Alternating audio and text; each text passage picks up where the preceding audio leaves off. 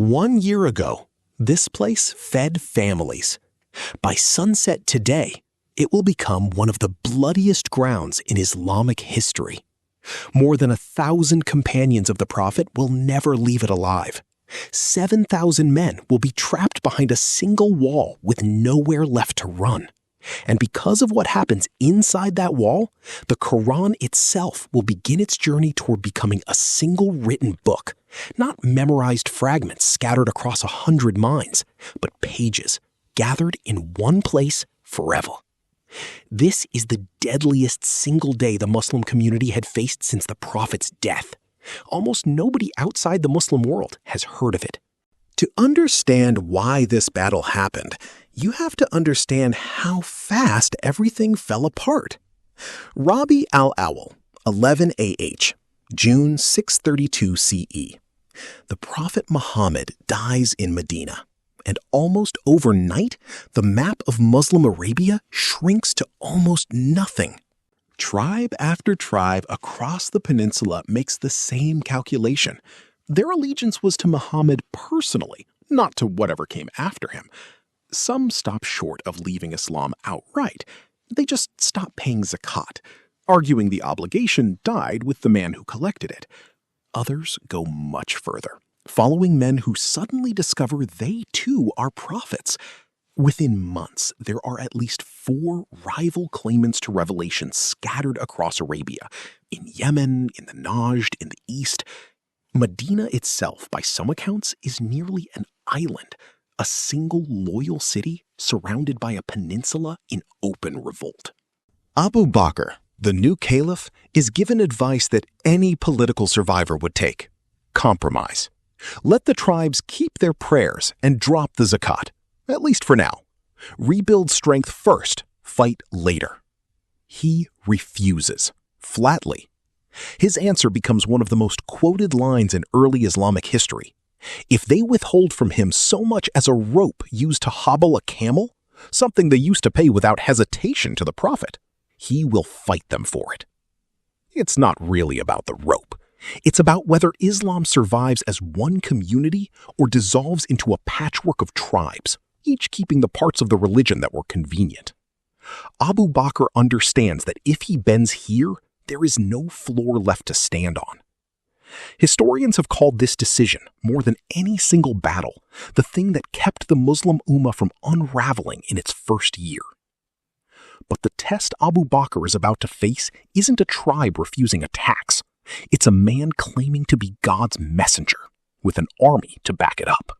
His name is Musaylimah ibn Habib, and he is not some desert opportunist stumbling into the role. He's the leader of Banu Hanifa, the dominant tribe of the fertile Yamama region in central Najd, a tribe with real numbers, real wealth, and a home base that can feed and shelter an army for months. Musaylimah had actually reached out to Muhammad years earlier, while the Prophet was still alive, sending a letter proposing they split prophethood between them, half the earth for each. Muhammad's reply was short and absolute. The earth belongs to God alone.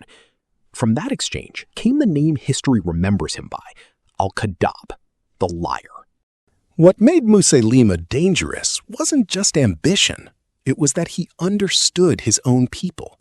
He produced rhyming, riddling verses in imitation of Quranic style, clumsy to outsiders, but familiar enough in cadence to a tribe already proud of Banu Hanifa's poetic tradition. He relaxed religious obligations that felt burdensome, reportedly easing prayer requirements for his followers, at a moment when tribes across Arabia were looking for any reason to believe the old order was optional now. And he had something Abu Bakr's other rivals didn't. Yamama's fertile land meant he could actually sustain a standing force month after month without his men starving. By the time Abu Bakr turns his attention to Musaylimah, this isn't a fringe cult. It's the single largest organized threat facing the year-old Islamic State. Abu Bakr's first move is caution. He sends a young commander named Aqraba ibn Abi Jahl to simply watch Musaylimah's movements. Strict orders: make contact, do not engage. Aqraba, hungry to prove himself, attacks anyway. He loses. A second officer, Shurabil ibn Hasana, gets the exact same orders. Hold your position, wait for reinforcements. He doesn't wait either. He loses too. 2 defeats, 2 commanders who couldn't hold their nerve against the largest force Arabia has assembled since the Prophet's death. And Khalid ibn al-Walid, the only commander Abu Bakr trusts to actually finish this, is still hundreds of miles away, unaware that the war's biggest test is about to land squarely on him. Khalid's march to Yamama isn't a victory lap. His men have already spent months putting down rebellion after rebellion across the Najd.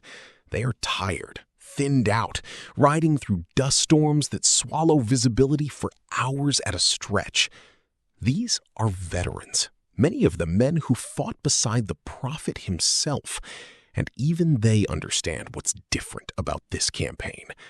This isn't a raid to punish one wayward tribe. Lose here, and there may be no putting Arabia back together at all. When Khalid finally reaches the plain of Aqraba and gets his first real look at what's waiting, the number that comes back is staggering. Musaylimah has gathered something in the range of 40,000 fighters, by far the largest force any Muslim army has faced since the Prophet's death. Khalid has, at most, 13,000. What happens in the next hour will be the closest this army has come to total disaster. The battle opens badly. Not difficult, badly. Banu Hanifa's charge tears into the Muslim lines with a ferocity that catches even seasoned commanders off guard. Dust rises so thick that men lose track of who's fighting beside them. War cries in half a dozen tribal dialects blur together. And at some point in the chaos, the unthinkable happens. Musaylimah's men break clean through and reach Khalid's own camp. His wife is inside it, saved only because one of the attackers, for reasons lost to history, chooses to grant her protection rather than harm her. Lines are buckling. Men are starting to run. This is the moment that separates Khalid from every commander Abu Bakr has sent before him. He doesn't try to hold a collapsing formation together by shouting louder. He stops the retreat entirely, pulls the army apart, and rebuilds it from the ground up. Muhajirun grouped with Muhajirun, Ansar with Ansar, each tribe fighting under its own banner, next to men whose names and faces they actually know. No more anonymous mass of soldiers.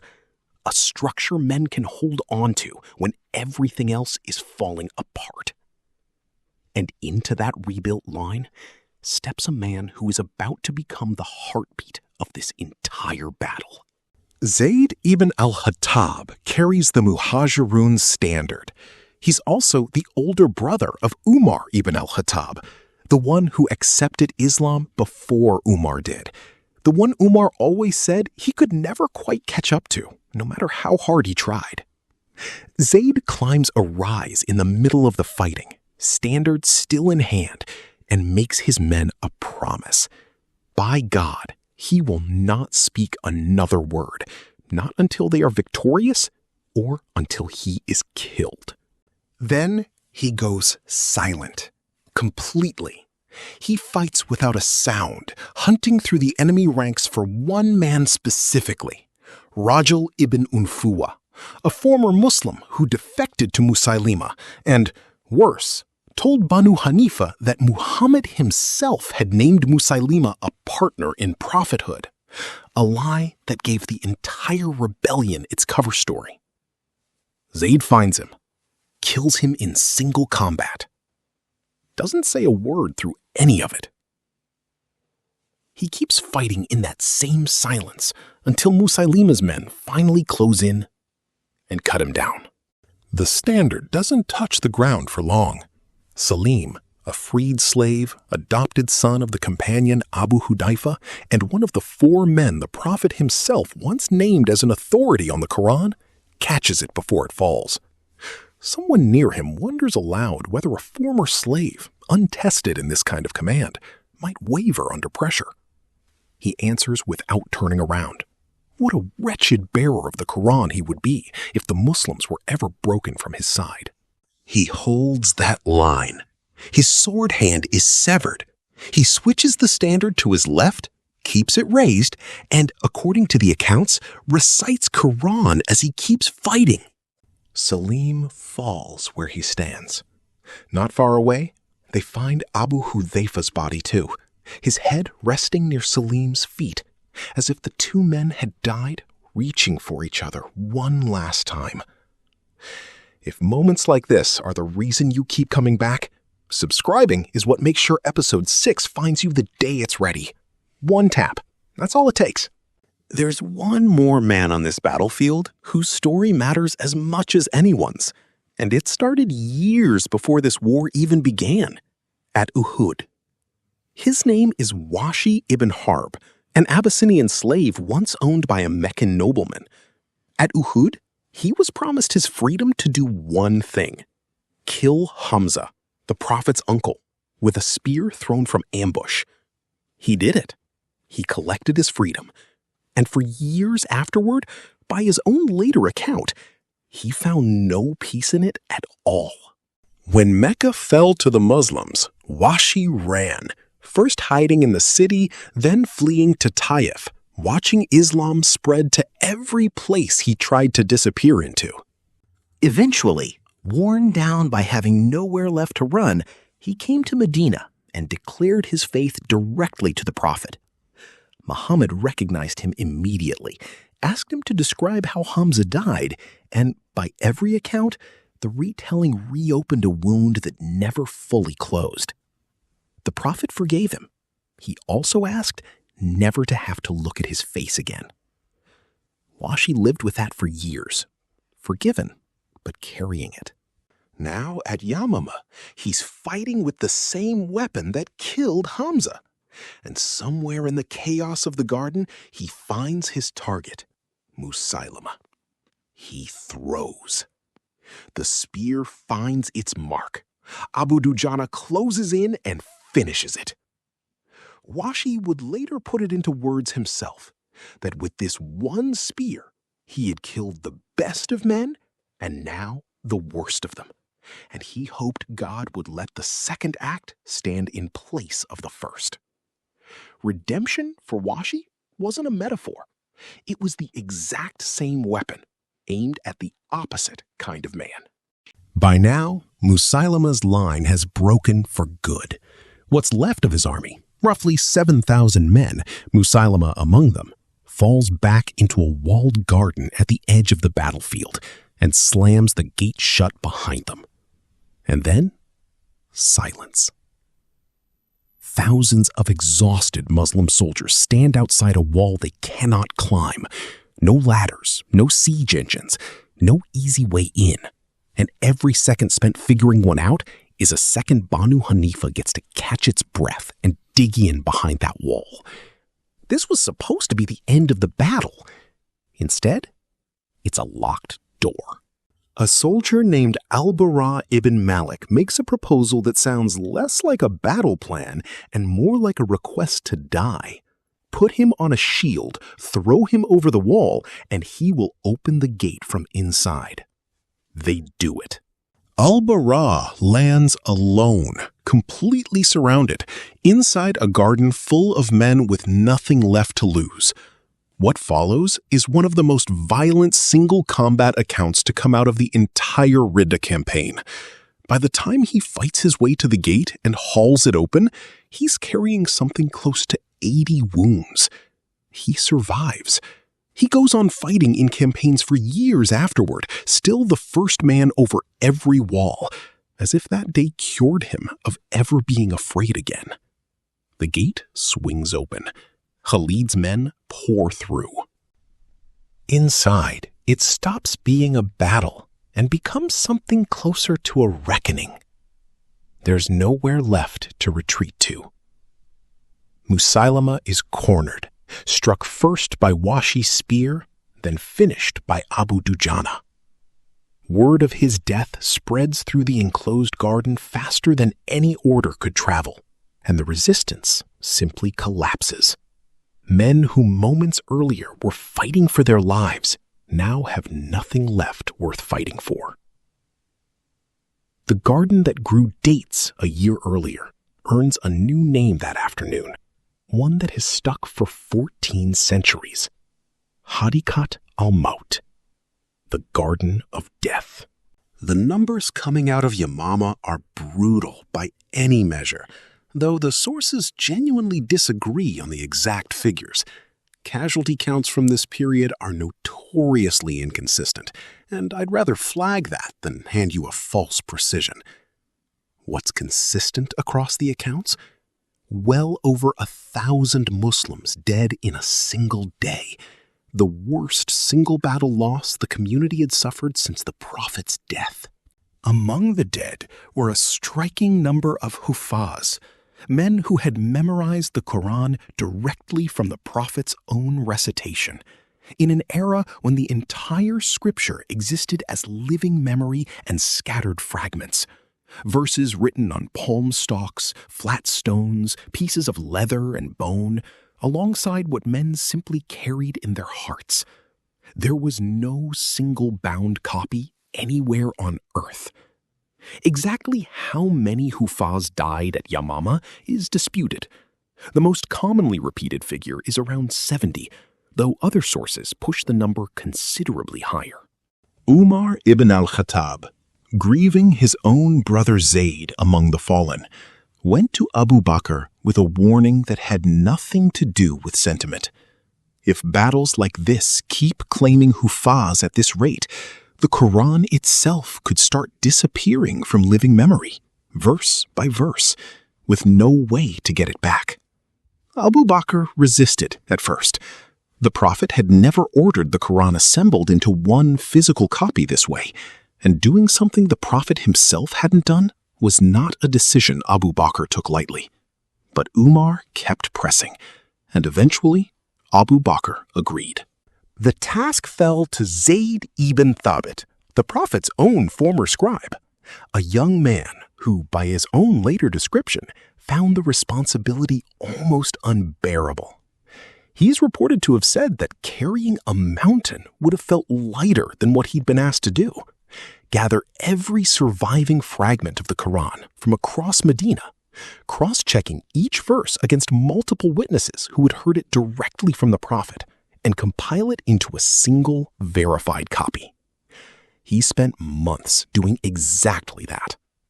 What came out the other end became the foundation for every mushaf that has ever been printed since. It is, by any measure, one of the most consequential outcomes of any single battle in Islamic history, and it happened only because of what was lost inside this garden. Khalid's victory should have closed this chapter on pure triumph. What happens next is one of the more uncomfortable footnotes of his career. In the negotiations that followed the battle, Khalid struck a peace agreement with Muja'a ibn Murara, a Banu Hanifa leader, and, as part of the arrangement, married Muja'a's daughter. The same day. The ground around the camp was still unburied. Word reached Medina fast, and it landed badly. Abu Bakr's rebuke, by most accounts, was sharp and direct. A question about what exactly Khalid thought he was doing, arranging a marriage while the blood of over 1,000 martyrs hadn't even dried in the soil around him. Umar, characteristically, was far less forgiving. Khalid's defenders point out that a peace-sealing marriage to a defeated leader's daughter was a recognized custom of the era, a way of formalizing a treaty in terms the tribe would respect. His critics point out that timing matters, and this timing was terrible by anyone's standard. Both things can be true at once. It's worth sitting with that discomfort rather than smoothing it away. The same man who broke 9 swords in his hand at Muta, the man Medina now called the Sword of Allah, was also capable of a serious and well-documented lapse in judgment, days after burying his own dead. Back in Medina, Umar never really stopped grieving his brother. Years later, long after he had become caliph himself, people close to him said that whenever the wind blew in from the direction of Yamama, Umar would go quiet, and say that it carried him the scent of Zayd. History tends to remember battles by who won them. This one is remembered for something else entirely. A garden that grew dates, a wall one man threw himself over without a rope, a standard held aloft by a hand that no longer had a hand attached to it, a spear that killed the best of men, and years later, the worst of them, in the same grip, and a fragile, half-memorized scripture that survived only because so many of the men who carried it in their hearts happened to die together in the same place on the same afternoon, forcing the ones who lived to finally write it down. The facts, plainly. Well over 1,000 Muslims dead in a single battle, the worst single-day loss since the Prophet's death. Musaylimah, the self-proclaimed prophet, killed by Wahshi ibn Harb and Abu Dujana. The compilation of the Qur'an into a single written copy ordered as a direct consequence of what happened in this garden. Next episode, Khalid doesn't get to rest. Within weeks, he's marching again, this time toward Iraq and an empire far larger than anything Arabia has thrown at him yet.